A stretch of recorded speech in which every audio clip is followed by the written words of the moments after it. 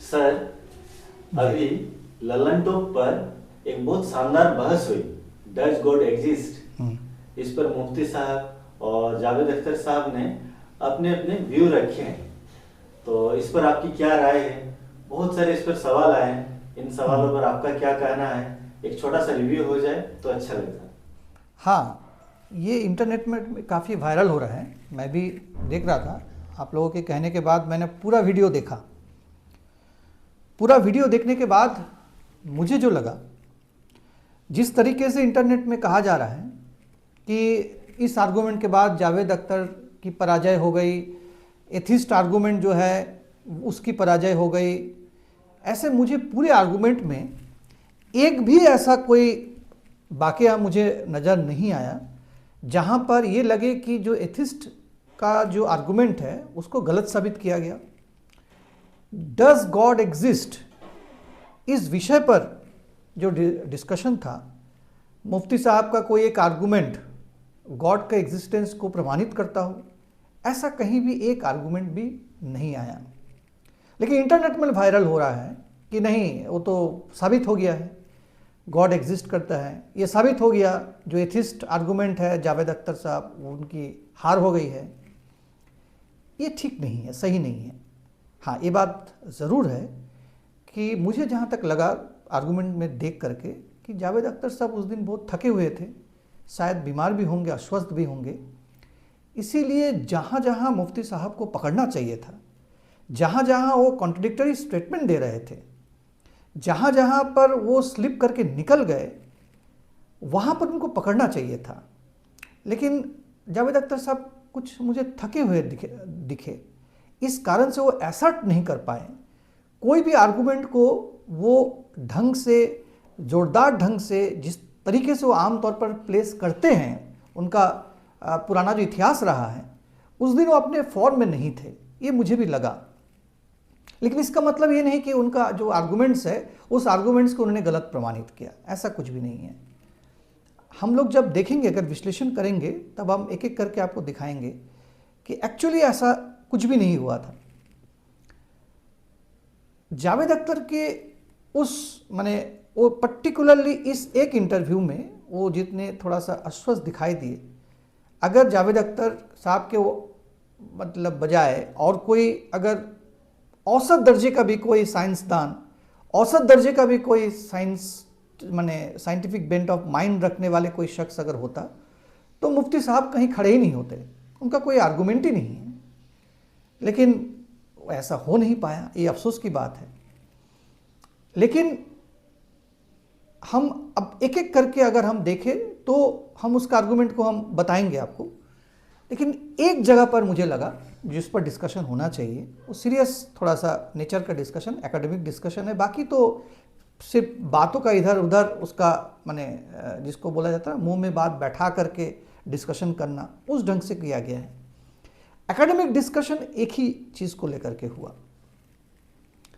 इस जगह पर जावेद अख्तर साहब थोड़ा सा कमज़ोर पड़ गए। वो है कि जो एक थ्योरी है, दर्शन में पढ़ाया जाता है, contingent being and necessary being, ये एक थ्योरी है दर्शन में। हम लोग जो दर्शन के जो विद्यार्थी हैं, हम लोग बेसिक, इसको दर्शन का बेसिक कहा जाता है। तो दर्शन में बेसिक जब पढ़ाया जाता है तब ये कॉन्टिंजेंट बीइंग और नेसेसरी बीइंग पढ़ाया जाता है। जावेद अख्तर साहब तो दर्शन के स्टूडेंट नहीं हैं, वो इतने बड़े पोएट हैं, लिरिसिस्ट हैं, तो वो नहीं जानते थे। सभी लोग सभी कुछ जानेंगे तो कुछ ज़रूरी नहीं है। और इसी जगह पर मुफ्ती साहब उनको पकड़ लिए। बात यहाँ पर है कि ये जो एकेडमिक जो आर्गूमेंट है, ये गॉड को प्रमाणित करने का एक बहुत पुराना आर्गूमेंट है। ये बहुत पहले रिफ्यूट हो चुका है। ये एक्चुअली 1246 के आसपास वो एक टॉमस एक्विनस बोल के एक दार्शनिक हुए थे इटली में, उन्होंने इस आर्गूमेंट को आगे बढ़ाया और उसके बाद इसको सपोर्ट करके इसको और थोड़ा सा आगे बढ़ाया है लाइप्जिग ने, या लिप्जिग आप जो भी बोल सकते हैं। जर्मनी के दार्शनिक थे, वो 1600 ईस्वी में हुए थे। तो ये दोनों दार्शनिकों ने इस आर्गूमेंट को आगे बढ़ाया। दर्शन में इस चीज़ को पढ़ाया जाता है, एकेडमिकली पढ़ाया जाता है कि ये दोनों जो contingent being and necessary being का जो आर्गुमेंट दोनों जो आगे बढ़ाए, इनको ह्यूम और कांट जो बहुत बड़े दार्शनिक हुए पश्चिम में, इन्होंने कैसे इसका खंडन किया, ये दर्शन में पढ़ाया जाता है। दर्शन शास्त्र जब हम पढ़ते हैं तो इसको बेसिक दर्शन में ही इसको पढ़ाया जाता है, इसीलिए बहुत पहले खंडन हो चुका है। मुफ्ती साहब उसी आर्गुमेंट को यहाँ पर ले आए। एक्चुअली क्या है आर्गुमेंट, क्या है नेसेसरी बीइंग, क्या है नेसेसरी बीइंग? जैसे कि पेड़ है, मनुष्य है, नदी है, ये सब कॉन्टिंजेंट बीइंग है। कॉन्टिंजेंट बीइंग का मतलब क्या है? मतलब है कि हम जानते हैं कि ये पूरी दुनिया जो है, विश्व ब्रह्मांड जो है, वो कार्य और कारण की श्रृंखला है। यानी कोई भी हम चीज़ देखते हैं, कोई घटना हो, कोई वस्तु हो, वो किसी ना किसी वजह से वहाँ पर है। यानी कोई एक कारण ना हो तो वो वस्तु वहाँ पर हो नहीं सकता है। जैसे मैं यहाँ पर हूँ क्योंकि मेरे माता पिता थे, इसीलिए मैं यहाँ पर हूँ। यानी मैं कार्य हूँ, मैं इफेक्ट हूँ और कॉज मेरे माता पिता हैं। ये हुआ कार्य कारण की श्रृंखला, इसको बोलते हैं कॉन्टिंजेंट बीइंग। और एक होता है नेसेसरी बीइंग, जिसके लिए कोई कारण की आवश्यकता नहीं होती है, इसके लिए कोई कॉज एंड इफेक्ट की जरूरत नहीं है, वो खुद ही एक कॉज है, खुद ही एक कारण है, नेसेसरी बीइंग। दर्शन में दो चीज आमतौर पर पढ़ाया जाता है। तो जो एक्विनास साहब थे, उन्होंने जो आर्गुमेंट को आगे बढ़ाया, वो आर्गुमेंट ऐसा था कि हम अगर पीछे की ओर चले, जैसे मान के चले एक बल्ब जल रहा है यहाँ पर, ये जो बल्ब जो जल रहा है इसके पीछे क्या कारण है? कारण है इलेक्ट्रिसिटी। इलेक्ट्रिसिटी का क्या कारण है? कारण है thermal power plant. Thermal power plant क्यों है? क्योंकि वहाँ पर कोयला है। कोयला क्यों है? क्योंकि कोयला कभी अतीत में पेड़ जो है वो जमीन के नीचे धंस गया था। इस तरीके से अगर कार्य कारण श्रृंखला को हम पीछे की ओर ले जाएंगे तो एक जगह जाकर के हमें रुकना पड़ेगा, जहाँ से स्टार्ट होता है, जहाँ से कोई एक कारण के बगैर वो अस्तित्व में आए, क्योंकि उसके पीछे कोई कारण नहीं होना चाहिए। स्टार्टिंग जो होगा वो किसी कारण के छोड़ करके, कारण के इतर, वो खुद ही अपने आप में कारण हो उसके अस्तित्व का, इसी को कहा जाता है नेसेसरी बीइंग। ये एक लॉजिक का, एक आर्गुमेंट का फैलासी है, वो मैं बताता हूँ। कांट एंड ह्यूम ने कैसे इसको रिफ्यूट किया, कैसे इसको खंडन किया। तो इस आर्गुमेंट के सहारे वो दिखाते हैं कि इसी से प्रमाणित होता है कि गॉड है, क्योंकि आप पीछे की ओर जाने से एक जगह में आपको रुकना पड़ेगा। और एक चीज बताते हैं कि जैसे विश्व ब्रह्मांड है, ये विश्व ब्रह्मांड जो है, इस विश्व ब्रह्मांड के पीछे भी तो कोई कॉज होगा, क्योंकि जो चीज देख रहे हैं उसके पीछे तो कोई ना कोई कॉज होगा। तो जो विश्व ब्रह्मांड हमें दिख रहा है उसके पीछे भी तो कोई कॉज होगा। और हम दर्शन से हम ये भी जानते हैं, लॉजिक से भी हम समझते हैं, कॉज कभी इफेक्ट नहीं हो सकता, कॉज इफेक्ट से अलग होगा। यानी जिस कारण से विश्व ब्रह्मांड पैदा हुआ है वो कारण विश्व ब्रह्मांड से अलग होगा। अब ये जो विश्व ब्रह्मांड से जो अलग जो चीज है, जो इतर चीज है, जो विश्व ब्रह्मांड का पार्ट नहीं है, वही तो गॉड है। यानी विश्व ब्रह्मांड जो तैयार हुआ है उसका जो कारण है वो विश्व ब्रह्मांड का हिस्सा नहीं हो सकता है, वो विश्व ब्रह्मांड से अलग है। और इसीलिए ही वो जो अलग चीज है जिसके कारण विश्व ब्रह्मांड तैयार हुआ, वो अलग कारण ही ईश्वर है। यही आर्गुमेंट है और कुछ नहीं। तो कांट साहब ने क्या कहा था? कांट ने बहुत सुंदर उन्होंने कहा कि देखिए ये तो बिल्कुल बेतुकी बात है। उन्होंने कहा कि ये, इसको उन्होंने माने इससे भी समझाया, माने मैथमेटिक्स से भी समझाया। उन्होंने कहा था कि ये मल्टीप्लिकेशन एंड डिवीजन का एक लॉजिकल फैलासी है। मल्टीप्लिकेशन को डिवीजन में, डिवीजन को मल्टीप्लिकेशन में इसको थोप दिया जा रहा है। कैसे? जैसे मेरी माँ है, आपकी माँ है, आपकी माँ है, हम सभी की माँ है, लेकिन पूरे इंसानियत की कोई माँ नहीं है। कलेक्टिव होल और इंडिविजुअल दोनों को आप एक साथ मिला नहीं सकते हैं। आपकी माँ है, मेरी माँ है, आपकी भी माँ है, तो आप सभी की माँ है, लेकिन पूरी इंसानियत की कोई माँ नहीं हो सकती है। वैसे ही विश्व ब्रह्मांड का अलग अलग हिस्सों का कारण है। हर विश्व ब्रह्मांड को आप अलग अलग हिस्सों में बांट करके देखिएगा तो हर एक हिस्से का कारण है। जो दिख रहा है उसके पीछे कोई कारण है, लेकिन संपूर्ण विश्व ब्रह्मांड का कोई कारण नहीं हो सकता है। संपूर्ण विश्व ब्रह्मांड खुद में ही कारण है, खुद ही एग्जिस्ट कर रहा है। अभी आप बोलिएगा कि नहीं ये तो ईश्वर है, तो एक सवाल तुरंत आ जाएगा, तो फिर ईश्वर का क्या कारण है? ईश्वर जो आया उसके पीछे भी तो कोई कारण होगा।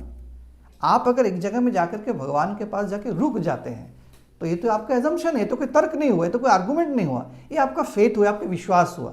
आप कह रहे हैं कि भाई हम तो मानते हैं कि भाई यहीं से पैदा हुआ, हम कहेंगे नहीं, विश्व ब्रह्मांड हमेशा से ऐसा था, परिवर्तन होता गया, लेकिन विश्व ब्रह्मांड हमेशा से, अनंत काल से हमेशा से रहा है और हमेशा रहेगा, और साइंस भी इसका प्रमाण करता है, साइंस भी इसको प्रूव करता है। तो ये जो आर्गुमेंट है, ये आर्गुमेंट एक्चुअली गौतम बुद्ध ने भी इसी आर्गुमेंट को दिया था, जो कार्य कारण की जो श्रृंखला की बात है। एक्चुअली उपनिषद में ये जो थॉमस एक्विनस साहब और लिप्जिग ने जो आर्गुमेंट प्लेस किया, ये हमारे देश में जो उपनिषद है, उपनिषद बहुत पहले ही आर्गुमेंट को प्लेस कर चुका था, और गौतम बुद्ध ने बहुत सुंदर तरीके से इसका खंडन किया था। गौतम बुद्ध का जो दर्शन था उसको बोला जाता है प्रतीत्य समुत्पाद, उनका एक दर्शन का थ्योरी है। इसके जरिए उन्होंने प्रूफ किया कि ईश्वर की कोई ज़रूरत नहीं है।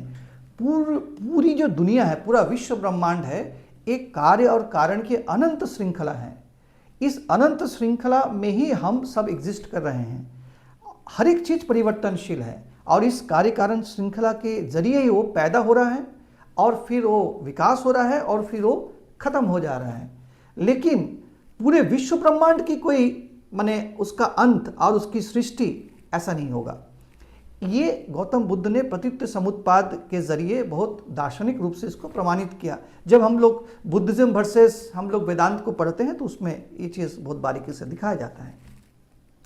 कुल मिलाकर के बात यह है कि ये जो आर्गुमेंट है, ये जो दार्शनिक टर्म है, जो कॉन्टिंजेंसी और नेसेसरी बीइंग, ये अगर जावेद अख्तर साहब को पता होता तो ये एकदम सिंपल आर्गुमेंट है कि वो जो कहा जाता है कि भाई कहीं ना कहीं तो शुरुआत होगी तब तो गॉड होगा, तो आसानी से इसको पकड़ा जा सकता है कि आप गॉड में ही क्यों आप जाके रुक रहे हैं।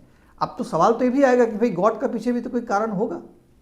तो ये एक बेसिक आर्गुमेंट है जो जावेद अख्तर साहब ये टर्म नहीं जानते थे, इसीलिए थोड़ा सा कंफ्यूज हो गए। ये एक बात है। दूसरी बात, हम अब थोड़ा क्रोनोलॉजिकली आप देखिए, ये टोटल जो आर्गुमेंट हुआ एकदम शुरू से हम इसको एक एक करके हम लोग लेते हैं, ठीक है। देखिए शुरू में ही मुफ्ती साहब क्या बोल रहे हैं। देखिए शुरू में ही वो अपना एक कॉन्ट्राडिक्टरी स्टेटमेंट दे रहे हैं। अपना ओपनिंग स्टेटमेंट में मुफ्ती साहब बोल रहे हैं कि देखिए, मैं पहले ये क्लियर कर देना चाहता हूं कि भगवान के बारे में, अल्लाह के बारे में, ईश्वर के बारे में हम यहाँ पर कोई साइंटिफिक एविडेंस, कोई साइंटिफिक आर्गुमेंट नहीं माने, हम नहीं मांगे। हम साइंस के जरिए हम ईश्वर को हम प्रमाणित करने की यहाँ पर कोई कोशिश नहीं होनी चाहिए। क्यों? क्योंकि ईश्वर को हम साइंस के जरिए हम कैसे हम प्रूफ करेंगे, कैसे हम देख पाएंगे? क्योंकि मेटल डिटेक्टर के सहारे हम प्लास्टिक को डिटेक्ट नहीं कर सकते, उसकी मुझे प्लास्टिक डिटेक्टर चाहिए। इसीलिए हम मेटल डिटेक्टर से चूंकि प्लास्टिक डिटेक्ट नहीं कर सकते हैं, इसीलिए साइंस से हम ईश्वर को भी नहीं देख सकते हैं। एक बोल रहे हैं, वेल एंड गुड, ठीक है आपका ये स्टेटमेंट। नेक्स्ट स्टेटमेंट में वो बोल रहे हैं, लेकिन हाँ एक चीज से हम मान सकते हैं, वो है लॉजिक से, वो है आर्गुमेंट से। अरे लॉजिक और आर्गुमेंट भी तो इंसान के द्वारा ही तैयार किया गया है। आप बोल रहे हैं कि इंसानी जज्बात, इंसानी विचार, इंसानी बुद्धि, ईश्वर को आप महसूस नहीं कर सकते, खोज नहीं सकते हैं, लेकिन इंसान का आर्गुमेंट पर आपको भरोसा हो गया कैसे? आप इंसान के आर्गुमेंट को बोल रहे हैं कि हम इसको मान लेंगे। आप अगर आर्गुमेंट के सहारे मानिएगा तो हम मान लेंगे, तो फिर आप साइंस को क्यों नहीं मानेंगे? वो भी तो एक आर्गुमेंट ही है, वो भी तो एक लॉजिक है। साइंस तो लॉजिक के सहारे ही चलती है कि नहीं? फर्स्ट कॉन्ट्रडिक्टरी स्टेटमेंट उन्होंने दिया। दूसरी बात है कि उन्होंने जो तर्कशास्त्र का इस्तेमाल किया, जो तर्क के बारे में कहा कि A = B, B = C, अर्थात A = C, ये माने एरिस्टोटल का आर्गुमेंट है, ठीक है। ये बहुत पुराना आर्गुमेंट है, इसमें अभी बहुत परिवर्तन आ गया है। इसको बोला जाता है फॉर्मल लॉजिक, ठीक है। एंटायर जो एरिस्टोटल का बाद माने करीब 2000 साल तक लॉजिक में, तर्कशास्त्र में कोई डेवलपमेंट नहीं हुआ। सभी लोग ने एरिस्टोटल का लॉजिक को ही मान लिया था। पूरे मध्ययुगीन जो डिबेट चला मध्यकाल में, चाहे भारत में हो, चाहे आप ग्रीस में हो या यूरोप में हो, जो ईश्वर है ना है, ये सब को लेकर के जो भी आर्गुमेंट चला, ये फॉर्मल लॉजिक के आधार करके ही ये आर्गुमेंट हुआ। फॉर्मल लॉजिक अभी लेकिन बहुत कुछ चेंज हो गया, उसमें अभी बहुत सारा लिमिटेशन आ गया, बहुत सारा गलत भी साबित हो गया। फॉर्मल लॉजिक वो दकियानुसी बहुत पुराना आर्गुमेंट है, अभी लॉजिक बहुत डेवलप कर गया। लॉजिक ने दिखाया, अभी जो तर्कशास्त्र है, लॉजिक तो पढ़ाया जाता ना एक सब्जेक्ट के रूप में, तो ये तर्कशास्त्र का एक विषय है कि फॉर्मल लॉजिक कहाँ कहाँ उसकी लिमिटेशन है, कहाँ कहाँ वो गलत है। फॉर्मल लॉजिक आपको दिखाता है येस और नो, अच्छा या बुरा। आप अच्छा आदमी है, ये बुरा आदमी है। जो लॉजिक है, जो फॉर्मल लॉजिक ऐसे ही दिखाता है, आप अच्छे आदमी हैं, ये बुरे आदमी हैं। अब है कि डायरेक्ट जो अभी का जो तर्कशास्त्र है बोलता नहीं, ऐसा नहीं हो सकता है। एक आदमी को आप अच्छा बोल रहे हैं, वो विशुद्ध रूप से अच्छा नहीं हो सकता है। हर आदमी में अच्छा बुरा दोनों चीज़ होती है। देखिए, जैसे कि एक मान के चलिए, एक आदमी, आप मान के चलिए कि आप कहीं पर चोरी कर रहे हैं, बहुत बुरा काम कर रहे हैं, चोरी करके ला रहे हैं, और चोरी का पैसा ला करके आप अपने बीमार माँ को आप खिला रहे हैं। इस जगह में आप अच्छा काम कर रहे हैं, इस जगह पे आप एक बेहतर इंसान हैं। चोरी का चीज़ आप अपने लिए इस्तेमाल नहीं कर रहे, अपनी माँ, बीमार माँ के लिए आपने चोरी का चीज़ ला करके अपनी माँ को दे रहे हैं। वो चोरी करना वो गलत है, उस जगह में आप बहुत बुरे इंसान हैं। किसी का हक मानना तो बहुत गलत काम है ना, उसकी चीज़ आप चुरा रहे हैं, बहुत गलत चीज़ है। और वहाँ पर आप गलत कर रहे हैं, यहाँ पर अच्छा काम कर रहे हैं। तो इसीलिए ऐसा कोई फिक्स डेफिनेशन नहीं है कि ये आदमी अच्छा है, बुरा है। एक समय में एक आदमी बहुत अच्छा हो सकता है, वही आदमी, और एक समय बहुत बुरा भी हो सकता है। इसी तरीके से जो फॉर्मल लॉजिक है, वो पूरी दुनिया को स्टैटिक पोजीशन में देखता है कि पूरी दुनिया जो है स्थिर है, ये यहाँ पर स्थिर है, वो वहाँ पर स्थिर है, दोनों के बीच में कोई कनेक्शन नहीं है। लेकिन हम वास्तविक दुनिया क्या देखते हैं? कुछ भी स्थिर नहीं है, हर कुछ गति में है, परिवर्तन के क्रम में है, एक दूसरे के साथ संबंधित है। ये फॉर्मल लॉजिक इसको सपोर्ट नहीं करता। जो धर्म के लोग या उस दौर में जो दार्शनिक लोगों ने जो आर्गुमेंट किया फॉर्मल लॉजिक, वो इसको सपोर्ट नहीं करता है। इसीलिए अभी लॉजिक बहुत आगे बढ़ गया। अभी नया लॉजिक आया, डायलेक्टिकल लॉजिक, यानी चीज़ों को परिवर्तन के क्रम में देखना, चीज़ों को द्वंद्व के बीच में देखना। ये डायलेक्टिकल लॉजिक तो है ही नहीं।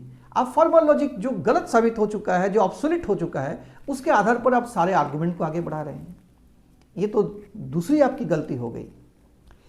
तीसरी बात, उसके बाद मुफ्ती साहब बोलते हैं कि मान के चलिए आप जा रहे हैं, एक टापू में जा रहे हैं। उस टापू में जाकर के आपने देखा कि एक पिंक कलर का एक बॉल रखा हुआ है, तो आपको शुरू में ही लगेगा कि ये बॉल किसने रखा, ठीक है। तो उसके बाद आपको तो सवाल आएगा किसने रखा, क्यों रखा, ये सवाल आएगा। अब उसी को आप बड़ा कर दीजिए, ठीक है, बड़ा कर दीजिए। जैसा पिंक बॉल किसी ने वो टापू में जाके रखा था, जब वो बॉल को आप बड़ा कर दीजिएगा, जब ग्रह नक्षत्र में आइएगा, तब भी वो एक ही सवाल रह जाएगा। ये मुफ्ती साहब का आर्गूमेंट है, जो कि ये भी एक लॉजिकल फैलासी है। फैलासी ये है कि पिंक कलर का बॉल देख करके जरूर मेरे माइंड में स्ट्राइक करेगा कि ये कोई इंसान का काम है, कोई इंसान रख करके गया, कोई जरूर इसमें रखा होगा, क्योंकि पिंक कलर का बॉल नेचर में मिलता नहीं है। यानी किसी का, कोई इंसान के द्वारा बनाया गया चीज़ है, और कोई इंसान ही जा करके वहाँ रख सकता है, ये जरूर मेरे दिमाग में आएगा।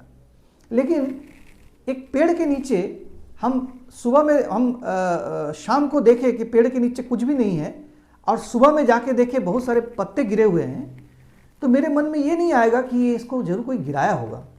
ये कभी नहीं आएगा मेरे मन में। क्यों नहीं आएगा? क्योंकि मैं जानता हूँ ये नेचुरल लॉ है। मैं देखता हूँ कि इसको कोई गिराने की आवश्यकता नहीं है, वो खुद ब खुद ही पत्ते गिरेंगे। इसीलिए मुझे ये स्ट्राइक नहीं करेगा कि वो पत्ते कोई जा करके तोड़ करके वहाँ पर गिराए हैं, ये कभी मेरे माइंड में स्ट्राइक नहीं करेगा।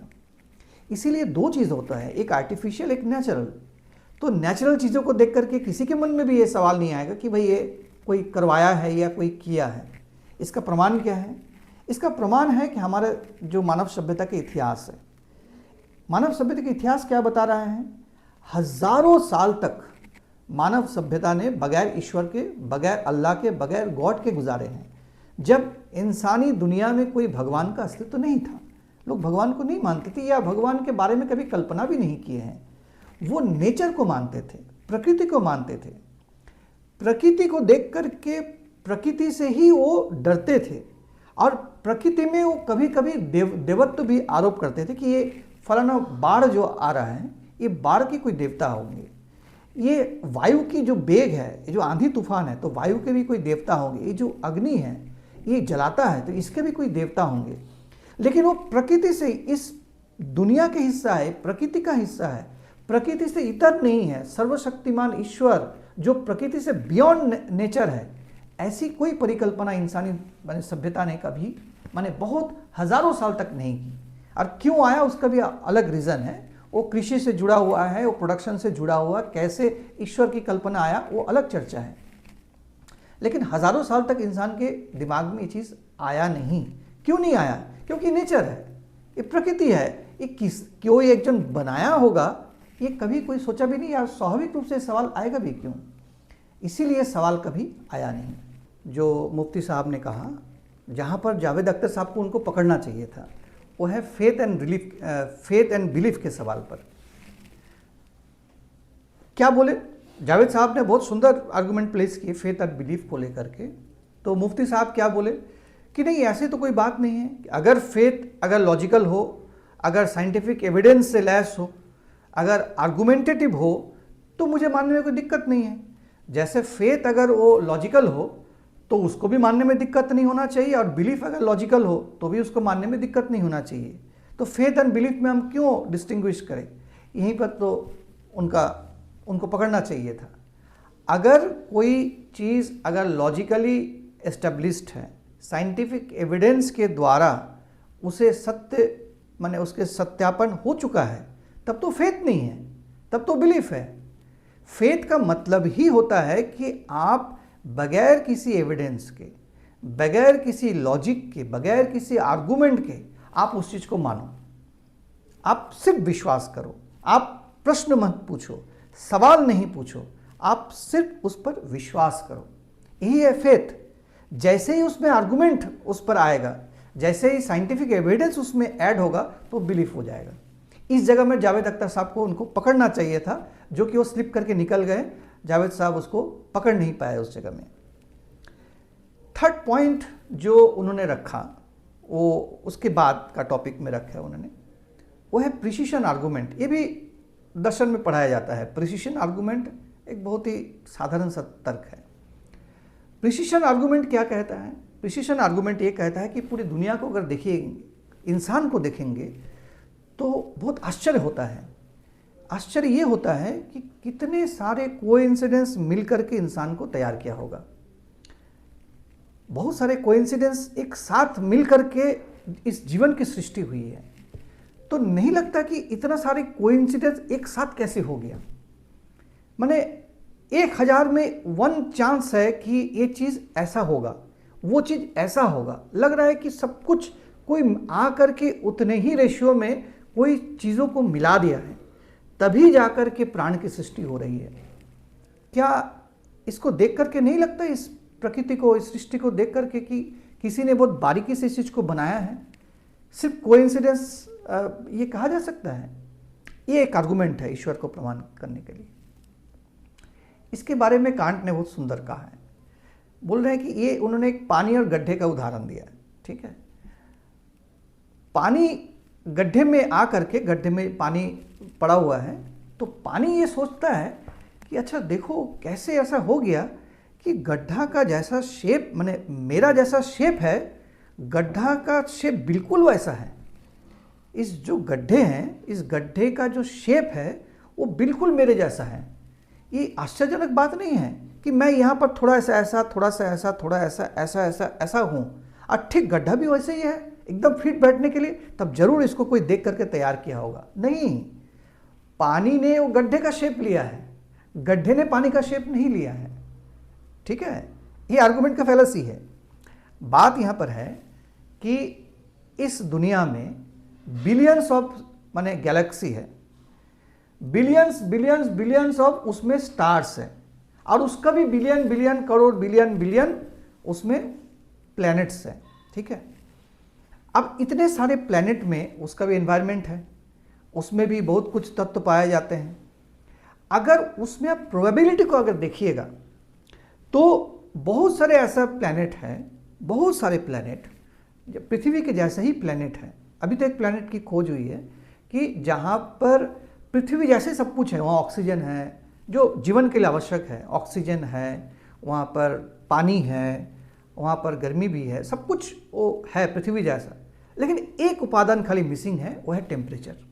वहाँ टेम्परेचर थोड़ा सा ज़्यादा है, वहाँ पर टेम्परेचर 80-90 डिग्री सेंटीग्रेड पर है। तो जीवन के लिए इतना टेम्परेचर में जीवन सर्वाइव नहीं कर सकता है। तो 100 में 99 उसमें मिल गया, लेकिन एक चीज़ उसमें नहीं मिला, इसीलिए तो प्राण वहाँ पर नहीं है, वहाँ पर जीवन नहीं है। जो अल्फा सेंटुरी जो अभी उसका जो माने स्टार है, उसके इर्द गिर्द का जो प्लैनेट है बहुत सिमिलर है पृथ्वी से। ये प्रोबेबिलिटी बताता है कि पृथ्वी जैसा ग्रह मिलने की संभावना बहुत अधिक है, क्योंकि बिलियन बिलियन बिलियन ऑफ माने स्टार्स और उसके साथ प्लैनेट है। लेकिन चूंकि ये जो 100 चीज मिल करके प्राण की सृष्टि होगी, उस 100 चीज एक साथ मिलेंगे तभी तो प्राण की सृष्टि होगी। और ऐसे इसकी संभावना चूंकि बहुत कम है, इसीलिए इतने सारे प्लैनेट्स हमें दिख रहे हैं, उसमें प्राण नहीं है। लेकिन इसकी भी संभावना है कि वो 100 जो संयोग है जिससे मिलकर के प्राण बन सकता है, वो संयोग ऐसे लाखों ऐसे प्लैनेट हो सकते हैं जहां पर ये संयोग एक साथ काम कर सकता है। आज वो संयोग यहां पर काम किया तभी हम यहां पर हैं, तभी दुनिया के सभी प्लैनेट में प्राण नहीं है। आज पृथ्वी में प्राण है, हम लोग हैं, ये जो संयोग बना इसीलिए तो हम लोग एग्जिस्ट कर रहे हैं, नहीं तो हम लोग एग्जिस्टेंस ही नहीं होता, तब ये सवाल पूछने वाला भी कोई नहीं होता। इसीलिए हम लोग को लग रहा है कि अरे बाप रे, ये तो इतना सारा कोइंसिडेंस। हाँ, ये कोइंसिडेंस बनने की संभावना इसमें है। क्यों? क्योंकि जो प्रोबेबिलिटी के जो स्टूडेंट जो मैथमेटिक्स पढ़ते हैं, उनको अगर आप बताइएगा कि बिलियन और बिलियन ऐसे प्लैनेट्स है तो उसमें ये 100 फैक्टर आने की संभावना कितनी है, तो बताएंगे बहुत सारी संभावना है।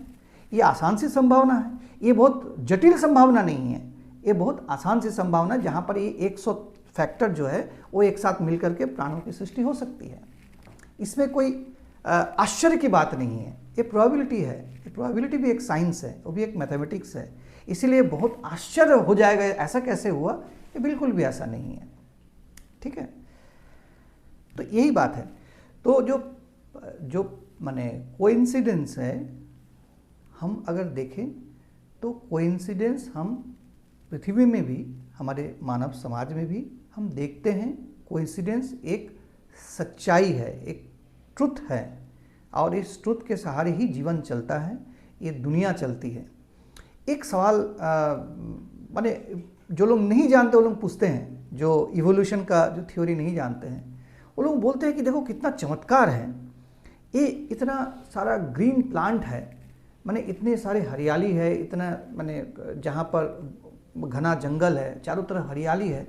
देखो वो पर्टिकुलर एक पतंग को देखो, वो कैसे कैमोफ्लेज करते हैं वहाँ पर। वो पतंग का जो कलर है, वो कलर बिल्कुल पेड़ जैसा है, माने उसका जो पत्ते जैसा है, उसको अलग से पहचान नहीं जा सकता है। कैसे ईश्वर की सृष्टि है, आश्चर्य नहीं लगता है कि उसका पत्ता जिस कलर का है, वो पतंग जो है एकदम बिल्कुल हुबहू उसी कलर का है। तो ये तो आश्चर्य लगता है? नहीं, आश्चर्य नहीं लगता है, क्योंकि जो पतंग दूसरे कलर के थे वो पहले एक्सटिंक्ट हो चुके हैं। यही नेचर का सिलेक्शन है, सर्वाइवल ऑफ द फिटेस्ट। जो एनवायरनमेंट में, जिस एनवायरनमेंट को सबसे ज़्यादा अडॉप्ट कर पाएंगे, जो एनवायरनमेंट में सबसे ज़्यादा सूटेबल होंगे, वही सर्वाइव कर पाएंगे। जो पतंग उस जंगल में रेड कलर के थे, वाइट कलर के थे, वो पतंग एक्सटिंक्ट हो गए हैं, वो ख़त्म हो गए, वो सर्वाइवल ऑफ द फिटेस्ट में वो टिक नहीं पाए। इवोल्यूशन का यही थ्योरी है, ये साइंटिफिकली प्रूव्ड थ्योरी है। जो म्यूटेशन हो रहा है, म्यूटेशन के माध्यम से अलग अलग तरह का पतंग, कलर का पतंग बन रहा है, रेड भी बन रहा है, ग्रीन भी बन रहा है, वाइट भी बन रहा है।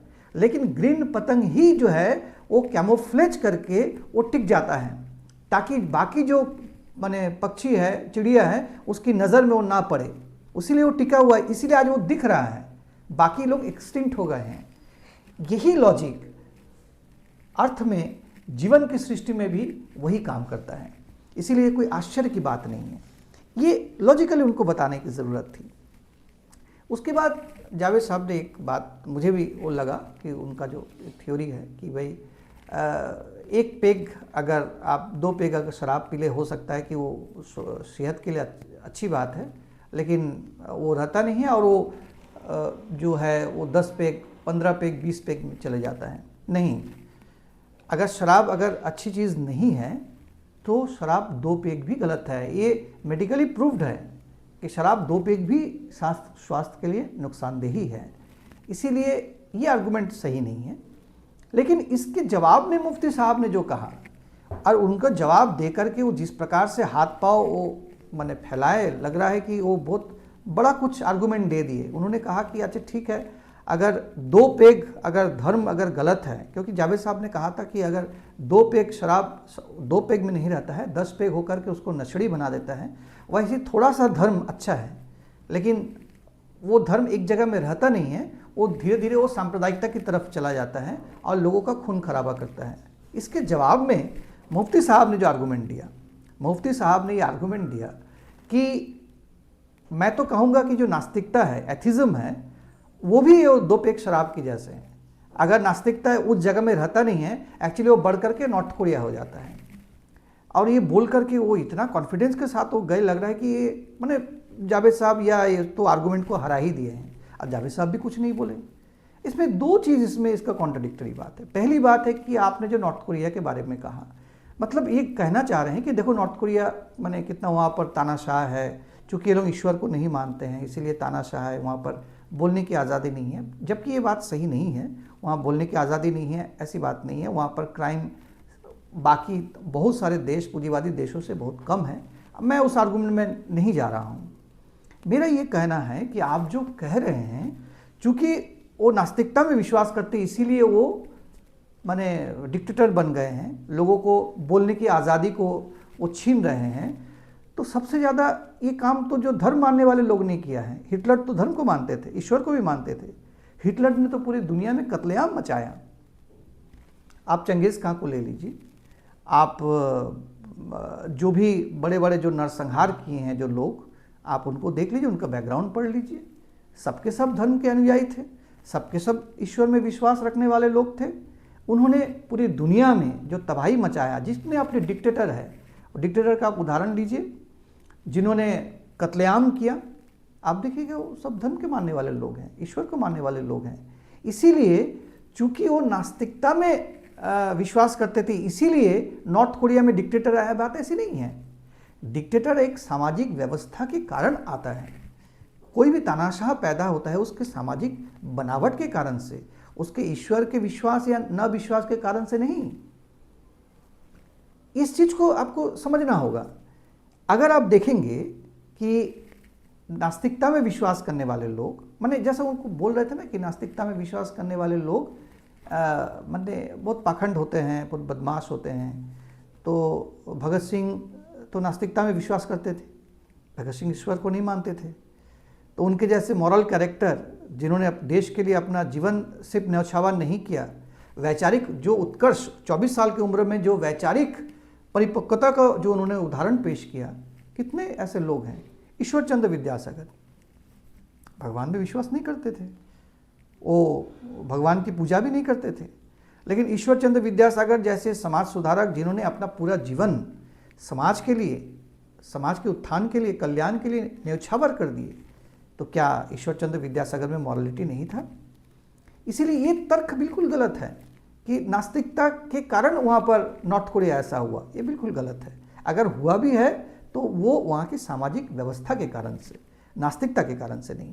क्योंकि जो आस्तिक लोग हैं वो भी तानाशाह हुए हैं, वो भी दुनिया में कत्लेआम मचाए हैं, और उन्होंने भी दुनिया में 300 साल तक क्रूसेड किया, 300 साल तक धर्म युद्ध किया, लाखों की संख्या में लोगों की जानें ली गई। ये क्रूसेड का 300 साल का इतिहास धर्म युद्ध का इतिहास था, ये हमें भूलना नहीं चाहिए।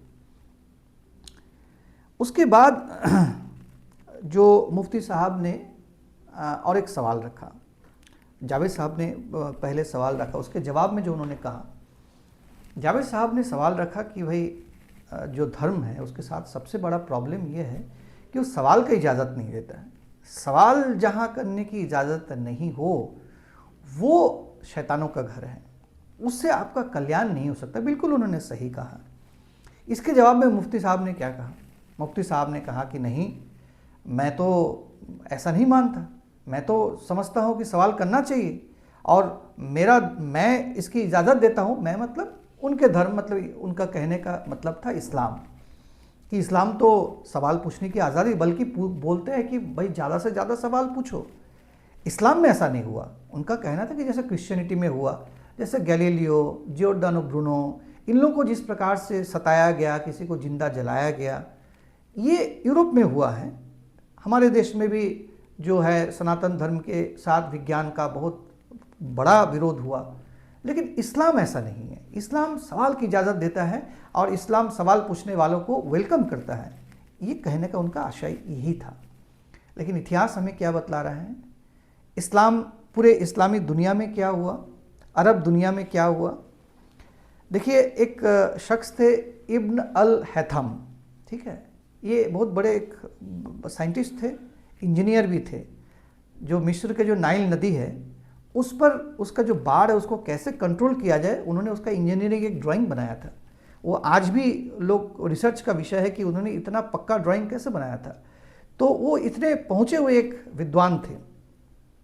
उनके साथ क्या हुआ, उनके विज्ञान मनस्कता को माने सबक सिखाने के लिए उनको पहले बोला गया कि इसको मार दो। उन्होंने बचने के लिए 10 साल तक पागल होने का नाटक किया, 10 साल तक, कि भाई मैं तो पागल हूँ, मैं तो ऐसा कुछ कुछ बोल देता हूँ। इसीलिए उसकी जान बच गई और उसको पागल बोल करके जेल में डाल दिया गया 10 साल तक। 10 साल वो जेल में रहे।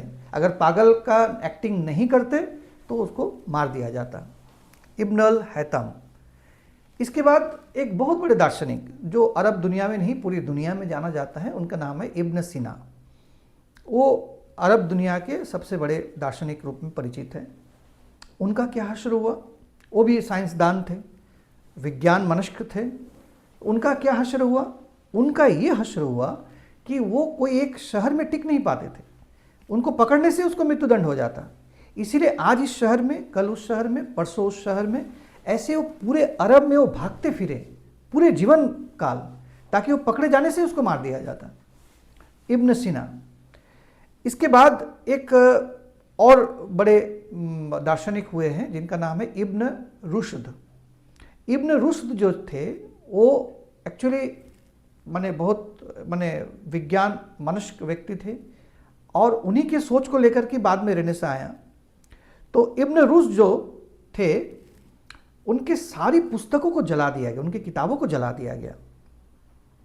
सार्वजनिक रूप से एक विचार सभा किया गया, उनको उनका हुक्का पानी बंद कर दिया गया, उनको प्रतिबंधित किया गया सार्वजनिक सभा बुला करके कि भाई ये प्रतिबंधित आदमी, इसको कोई पानी नहीं पिलाए।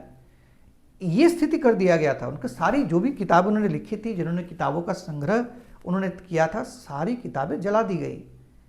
ये इस्लामिक वर्ल्ड में हुआ इब्न रुश्द के साथ। कुछ किताबें बच गई, उनकी सोच बच गई। उसी सोच को लेकर के ही इटली में बाद में नवजागरण रेनेसां आया। ये जो कड़ी है, ये कड़ी को जोड़ा इब्न रुश्द की किताब, जिसके सहारे ही इटली में नवजागरण रेनेसां, वहाँ पर उसकी सूचना हुई। और एक शख्स थे जिनका नाम है ताकी अल दीन। ये ताकी अल दीन जो थे ये एस्ट्रोनॉमर थे, ठीक है। उनका जो वेधशाला था, वेधशाला मतलब ऑब्जर्वेटरी, जहाँ से आसमान में ग्रह नक्षत्र देखा जाता है, तो उनके वेधशाला को ध्वस्त कर दिया गया, उनका ऑब्जर्वेटरी को तोड़ दिया गया, जला दिया गया। क्यों? ये कहा गया कि आसमानी चीज़ों को देखना और उसे जानने की कोशिश करना ये गुनाह है, ये हमारे धर्म, ये हमारे ये इजाज़त नहीं देता है। इसीलिए उनका वेधशाला को तोड़ दिया गया, ख़त्म कर दिया गया। तो कहाँ है मतलब जो बोलने की आज़ादी, जो स्वतंत्र चिंतन की आज़ादी किसी धर्म ने नहीं दिया, ना क्रिश्चियनिटी ने दिया, ना इस्लाम ने दिया, ना और किसी धर्म ने दिया। लेकिन वो क्या कह रहे थे कि नहीं हमारे यहाँ पर तो सवाल पूछने की आज़ादी है। तो आपके वहाँ क्या हुआ? जो सवाल पूछने वालों का तो ये हश्र हुआ। तो यहीं पर उनको पकड़ना चाहिए था। उसके बाद एक आर्गूमेंट आता है, वो है गॉड ऑफ गैप्स, ठीक है। तो गॉड ऑफ गैप्स जो आर्गुमेंट है ये बोलते हैं, मुफ्ती साहब बोलते हैं, ये गॉड ऑफ गैप्स का जो आर्गुमेंट है ये एथिस्ट लोग बार बार सामने लाते हैं, ये बेकार का तर्क है। लेकिन ये कैसे बेकार का तर्क है? ये गॉड ऑफ गैप्स ही तो सबसे बड़ा आर्गुमेंट है जो थिस्ट हैं, जो आस्तिक है उनका।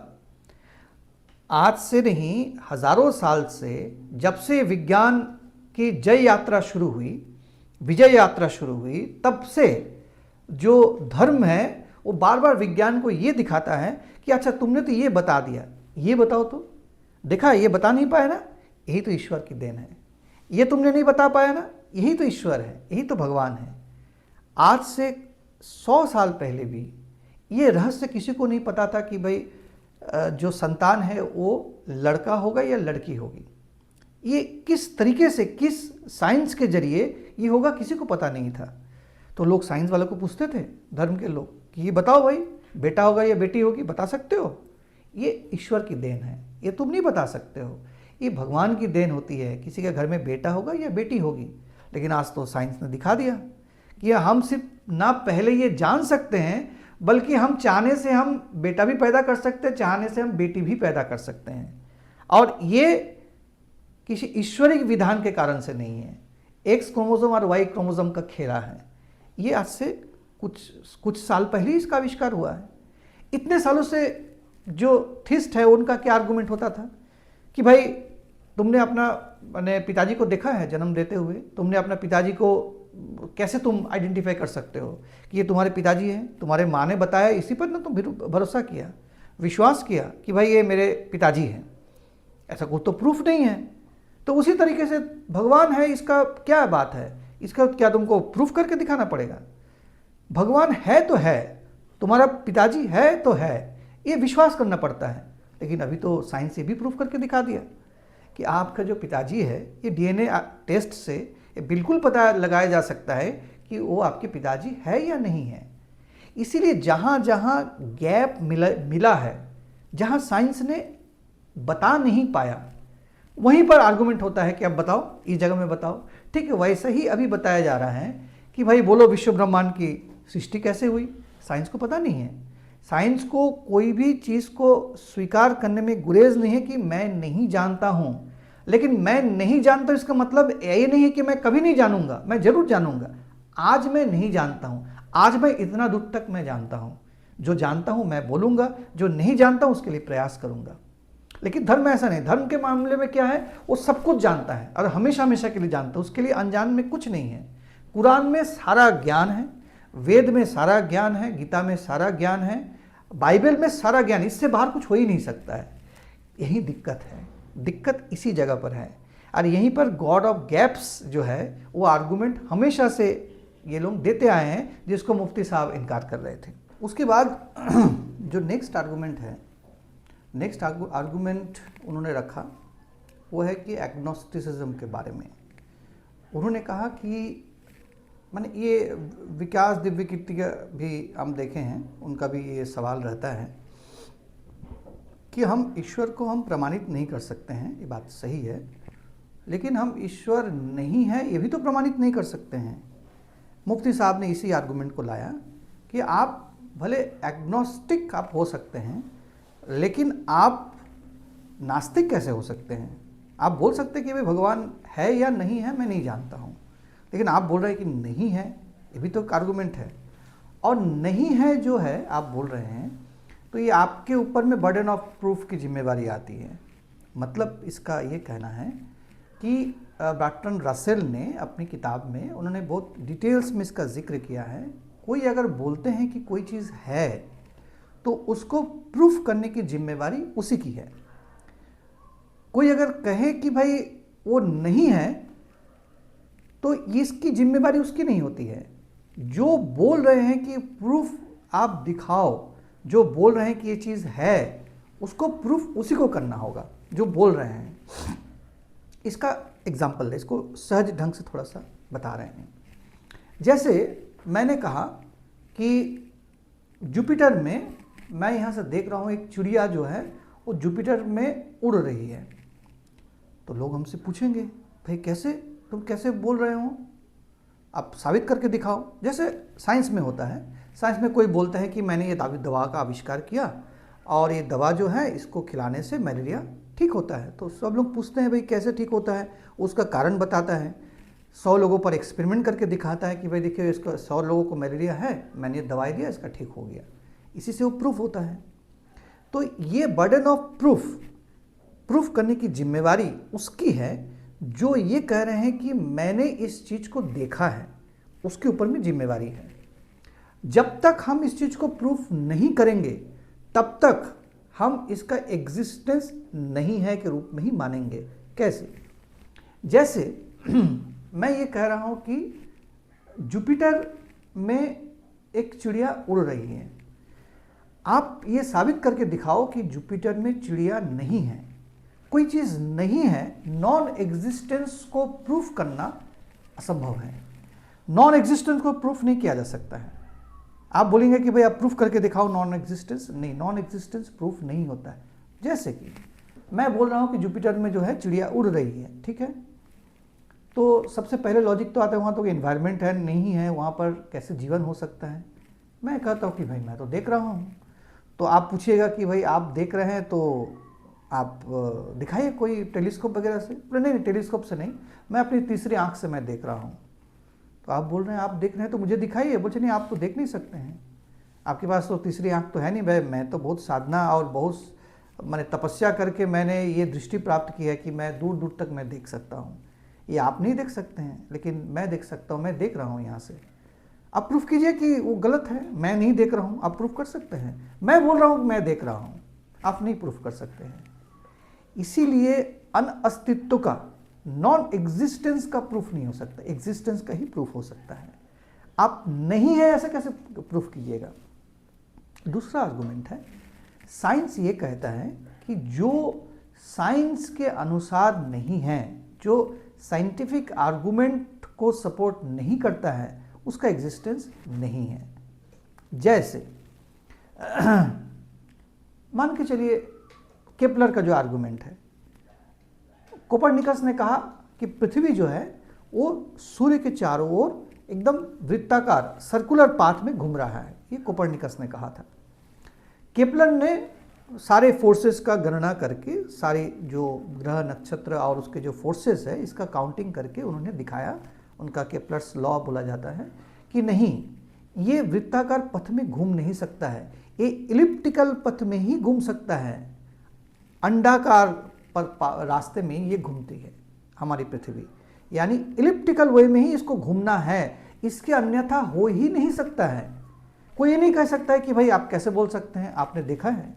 आप तो बोल रहे हैं ये नहीं हो सकता है सर्कुलर पाथ, आप कैसे बोल दिए, आपने तो नहीं देखा है। हाँ ठीक है, मैं भी नहीं बोल रहा हूँ कन्फर्मली कि सर्कुलर पाथ में ही है, लेकिन आप भी कैसे बोल सकते हो कि ये सर्कुलर पाथ में नहीं है? मैं बोल रहा हूँ सर्कुलर पाथ में है, आप बोल रहे हैं नहीं है, तो दोनों ही गलत हो सकते हैं ना? नहीं, गलत नहीं हो सकते हैं।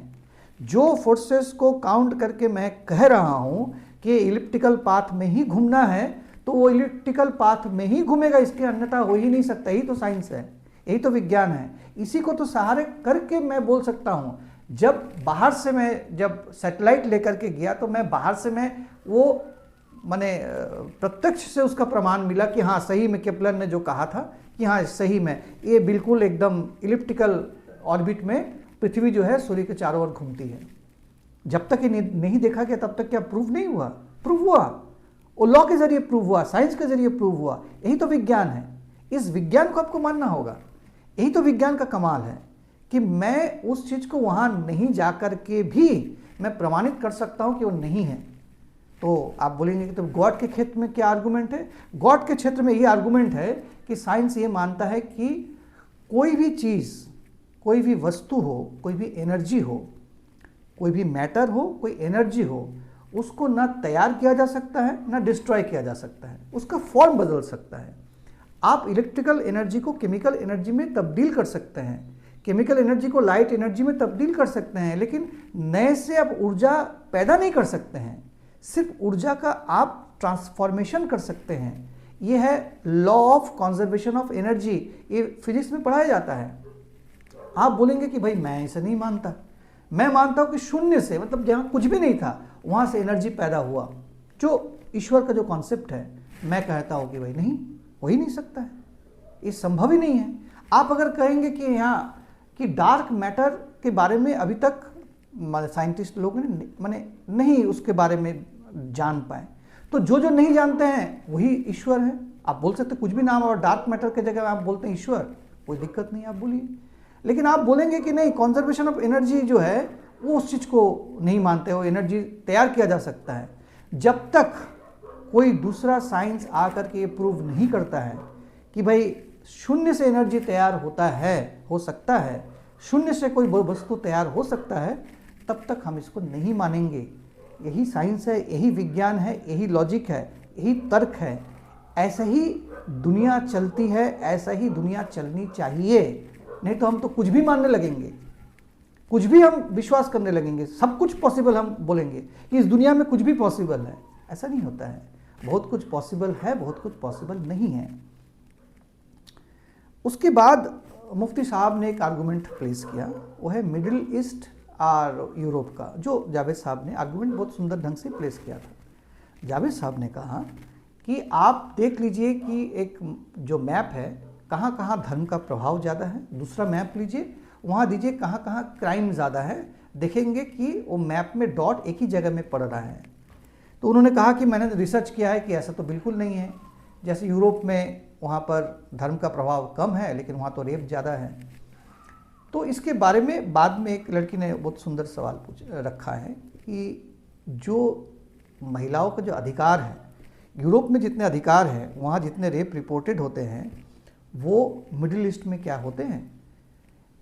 ये महिला की आज़ादी का भी सवाल है।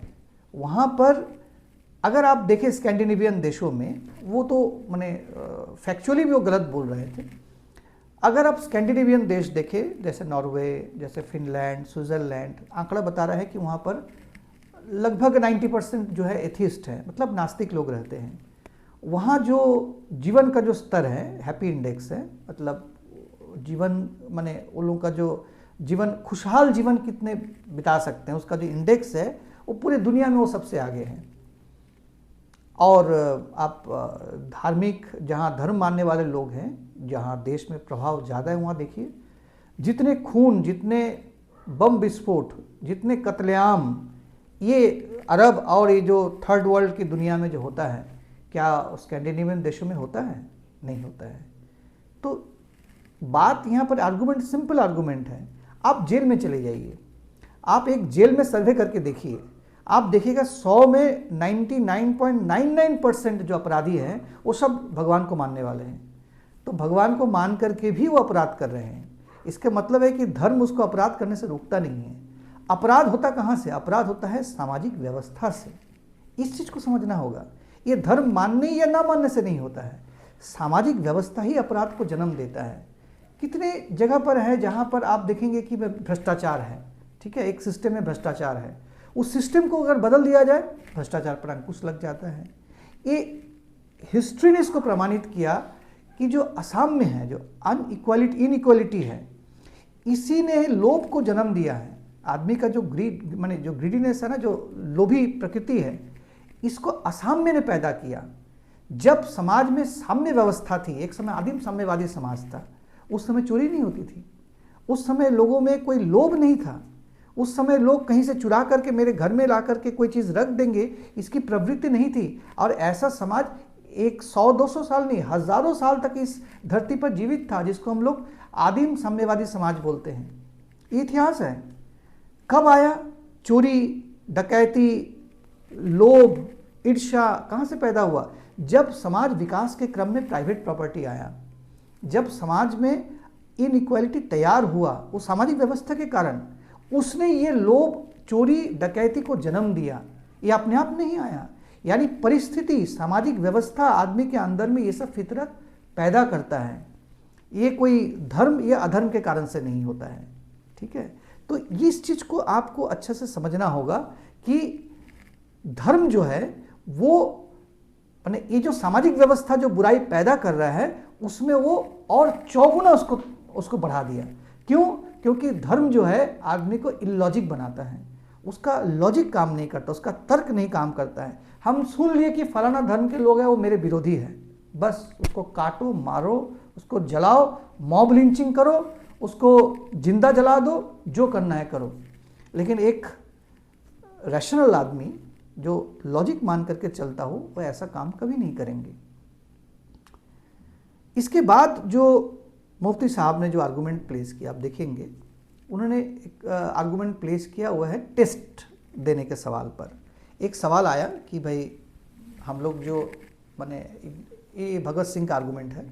भगत सिंह ने कहा था कि भाई ये दुनिया इतना अनजस्ट है, इतना इसमें अन्याय है, इतना शोषण है, इतना अत्याचार, इतना जुल्म, इतना दुख भरी दुनिया है, तो ईश्वर अगर इस दुनिया को तैयार किया है तो उनके विवेक पर तो बहुत संदेह होता है कि एक इंसान ने ऐसी दुनिया तैयार की जिसमें इतने 1% लोग जिनके पास सारी सहूलियतें हैं और 99% लोग जो कुछ भी नहीं उनके पास, वो सारे दुख, सारी पीड़ा और सारा शोषण झेलने के लिए मजबूर है। ऐसी दुनिया कोई कैसे बना सकता है? इसके जवाब में मुफ्ती साहब बोलते हैं कि नहीं नहीं नहीं, यही बात नहीं है। उन्होंने दुनिया को तैयार जरूर किया, लेकिन सभी में फ्री विल दिया है, सभी को उन्होंने दिया है, स्वतंत्र सोचने की क्षमता दी है। अब जो अपने फ्री विल के अनुसार, सोच के अनुसार जो जो काम करे, उनके पास दोनों ही ऑप्शन रखा है, भला भी ऑप्शन है, बुरा भी ऑप्शन है।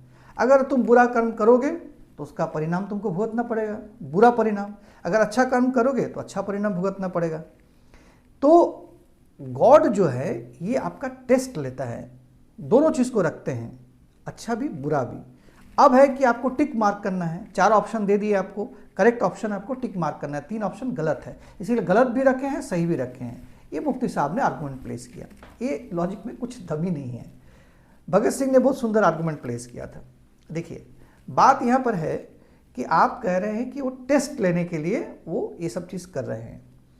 तो टेस्ट क्यों लिया जाता है? एक साधारण सा सवाल है कि टेस्ट क्यों लिया जाता है? टेस्ट इसलिए लिया जाता है कि मेरे 4 स्टूडेंट हैं, मैंने सभी को समान रूप से पढ़ाया, लेकिन सभी का ब्रेन एक जैसा नहीं है। कोई 90% सीखा, कोई 80% सीखा, कोई 70%, कोई 60% सीखा। तो कौन कितना सीखा, इसी के लिए टेस्ट होता है। हम लोग जो वार्षिक एग्जामिनेशन देते हैं, ये क्यों दे रहे हैं कि मैंने जो 10th क्लास की पढ़ाई की तो मैंने 10th क्लास कितना समझा, इसका मैं टेस्ट दे रहा हूँ, इसलिए तो टेस्ट होता है।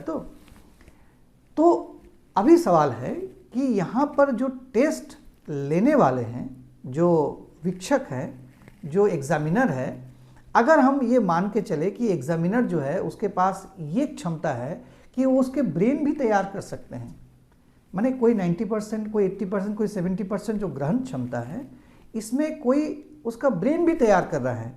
ईश्वर के पास तो क्षमता है, वो तो ऑलमाइटी है, तो वो तो सभी का ब्रेन भी वही तैयार कर रहे हैं। यानी वो ऐसे ब्रेन तैयार कर रहे हैं जो उनकी बातों को तुरंत एक्सेप्ट कर ले, उनकी जो अच्छी अच्छी बात है वो तुरंत एक्सेप्ट कर ले। और एक ब्रेन ऐसा है जो कि थोड़ा सा डल है, जो उतना समझ नहीं पाते हैं, वो उनकी जो शिक्षा है उस शिक्षा को ग्रैस्प नहीं कर पाते हैं, इसलिए वो बुराई के रास्ते में जाते हैं, ये अच्छाई के रास्ते में जाते हैं। यानी अल्टीमेटली अगर देखा जाए तो कौन बुराई के रास्ते में जाएंगे, कौन अच्छाई के रास्ते में जाएंगे, ये गॉड ही तय करते हैं, ये भगवान ही तय करते हैं। आप लॉजिकली इसका कंक्लूजन निकालिए, आप लॉजिकली इसके साथ चलिए, आप देखेंगे कि आपको इस जगह पर पहुंचना ही होगा कि एक इंसान वो गलत करेगा या सही करेगा, ये भगवान ही तय करते हैं। हमारे यहाँ पर उपनिषद में एक धारा है जो कहते हैं कि भगवान ने सृष्टि को माने बना करके वो अपने आप को अलग कर लिए हैं, उस पर उसको कोई दखल अंदाजी नहीं है, उन्हें तैयार कर दिया, अब वो निद्रा में चले गए हैं। वो एक लॉजिक है, उसका भी खंडन है, वो अलग विषय है। लेकिन यहाँ तो ये नहीं कह रहे हैं, यहाँ ये कह रहे हैं कि नहीं हर चीज़ में दखल अंदाजी करते हैं, लेकिन इस एक मामले में उसको फ्री विल थोड़ा सा दे करके रखे हैं। नहीं, ऐसा नहीं हो सकता है। तो आपने उसका ब्रेन भी तो तैयार किया है, तो फ्री विल कहाँ से हुआ? तो आपने जो माने व्यक्ति को आपने बुरा कर्म करवाया, वो उस तरह का ब्रेन दे करके, उस तरह की मानसिकता का उस व्यक्ति को तैयार करके, जो चीज़ आपने करवाया, बुरा कर्म, अपराध, और आप ही उसको दंड दे रहे हैं। यानी आप तो उसके बुराई के भागीदार हैं, आपने उससे करवाया और फिर आप ही उसको दंड भी दे रहे हैं। ये कितनी बुरी बात है, ये कितना अनजस्ट है। और उससे भी बड़ा अपराध ये है कि आपको अगर कोई इबादत करता है, यानी आप महान हैं, अल्लाह आप महान हैं, भगवान आप महान हैं, तो आपका अगर कोई चापलूसी भी करता है, आपकी अगर कोई प्रशंसा भी करता है, तो आप उसका गुनाह माफ़ भी कर देते हैं। यानी जज भी आप, सजा देने वाला भी आप, और सजा माफ़ करने वाले भी आप, और अपराध कराने वाले भी आप। तो ऐसा कोई जस्टिस इस सभ्य दुनिया में तो नहीं चल सकता है। ये भगत सिंह का आर्गूमेंट है, इसका कोई जवाब मुफ्ती साहब ने नहीं दिया। उसके बाद देखिएगा जो इविल का जो आर्गूमेंट आया, ठीक है, तो इसमें एक जावेद अख्तर साहब ने उस क्वेश्चन को पूछा, उस जगह में आया, लेकिन उस जगह पर मुफ्ती साहब वो स्किप करके चले गए। वो सवाल उसी जगह पर ही जावेद अख्तर साहब को पकड़ना चाहिए था। शायद 1 घंटा 12 मिनट या ऐसा जगह में आप देखेंगे, वो जगह में वो पॉइंट है। ये पॉइंट ये है कि जावेद अख्तर साहब पूछ रहे हैं कि अच्छा, एक व्यक्ति की हत्या हो जाती है, तो आप बताइए उसके जो हत्या हो रही है, इसके पीछे कौन जिम्मेवार है? वो जो हत्यारा है वो जिम्मेवार है कि भगवान जिम्मेवार है? तो मुफ्ती साहब ने जवाब दिया कि नहीं, वो हत्यारा जिम्मेवार है, क्योंकि उसका फ्री विल है, वो फ्री विल से उसको अब वो हत्या किया। तो जावेद साहब ने पूछा कि अगर तब वो जो उसने हत्या किया, तो आप क्यों कहते हैं इस्लाम में कि जो जन्म है और मृत्यु है वो भगवान के हाथ में है, वो गॉड के हाथ में है, वो अल्लाह के हाथ में है। भाई हम आज जिंदा है, कल जिंदा नहीं रह सकते हैं, सब तो अल्लाह के हाथ में, अल्लाह की मर्जी है। ऐसा क्यों कहते हैं? आपको तो कहना चाहिए कि भाई अल्लाह की इसमें कोई मर्जी नहीं चलती है, कोई भी व्यक्ति आकर के आपको मर्डर कर सकता है, इसमें अल्लाह की कोई मर्जी नहीं चलती है। लेकिन आप तो ऐसा नहीं कहते हैं। तब वो बोल रहे नहीं कि वो नहीं, यहाँ ऐसा हम तो नहीं कर सकते हैं, वो तो अल्लाह की मर्जी है। देखिए कॉन्ट्रडिक्टरी बात है। यहीं पर जावेद अख्तर साहब को पकड़ना चाहिए था, लेकिन वो पकड़े नहीं और वो स्लिप करके निकल गए। ऐसे कितने सारे कॉन्ट्रडिक्टरी बात वो कह करके गए, लेकिन उस जहाँ उसको पकड़ना चाहिए था वो नहीं पकड़े, है ना। यही सब चीज़ में थोड़ा सा जावेद अख्तर साहब लगता है थोड़ा सा बीमार थे, थोड़ा सा थके हुए थे, इसीलिए नहीं कर पाए। उसके बाद मुफ्ती साहब ने पूछा, जब वो देखे कि आर्गूमेंट में शक नहीं रहे हैं, जब जावेद अख्तर साहब ने पूछा कि भाई आप इविल को कैसे आप डिफ़ाइन करोगे, क्योंकि आपके अनुसार तो इविल है, जो इस्लाम में तो है ना, शैतान भी है, क्योंकि वो शैतान का कॉन्सेप्ट ये है कि जो ऑलमाइटी गॉड है, उन्होंने उसको कुछ आदेश दिया था, वो नहीं माना तो उसको सज़ा के तौर पर बोला कि भाई आप चले जाओ, आपको हम अपने खिदमत से बाहर करते हैं। तो उन्होंने कहा कि ठीक है मैं जा रहा हूँ, लेकिन क़यामत तक मैं लोगों को बुराई की ओर मैं प्रेरित करूँगा, मुझे इजाज़त दीजिए। अल्लाह ने कहा कि हाँ ठीक है, तुमको इजाज़त है। भाई क्यों आप उसको इजाज़त दिए कि लोगों को बुराई की ओर ढकेलेंगे? बुराई पैदा ही आपने क्यों किया? क्या ज़रूरत थी? आप बोल रहे हैं कि ये जो गाज़ा में जो कुछ हुआ, ये ये तो ईश्वर का एक तरह से लीला है। हम लोग इसमें बोलते हैं लीला। उन्होंने कहा कि भाई ये ऑलमाइटी गॉड है, उसका विजडम है वो, है ना।